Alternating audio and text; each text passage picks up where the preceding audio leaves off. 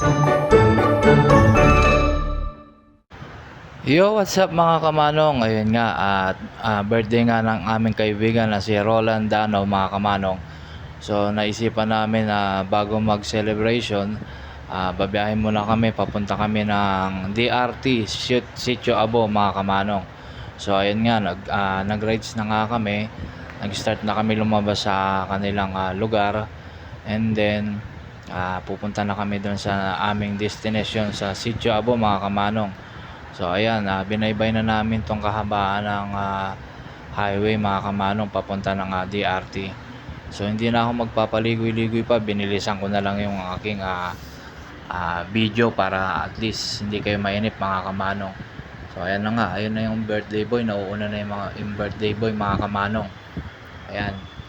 So marami daw doon magagandang tanawin at saka malinis ang tubig dahil running water, ilog daw mga kamanong.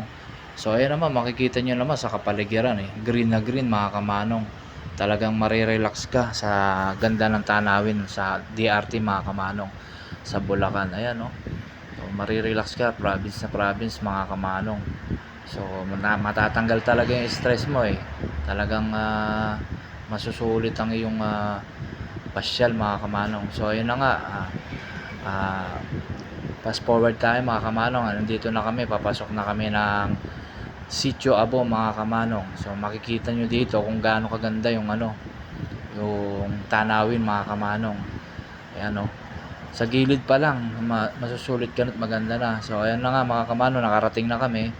Habang nag-iihaw ako, nag-sightseeing muna ako dito mga kamanong. Ayan o, nakita nyo yung ganda ng tubig, ganda ng kapaligiran, ganda ng ilog. Yun yung mga kamanong. So ayun, natapos kong ihawin yung hotdog tsaka yung tilapia. So kumain na kami mga kamanong, fast forward ulit tayo, busog na kami. So ayun, magsiset na kami ng aming ikot at pupunta na kami doon sa aming destinasyon na sa running water mga kamanong. Yung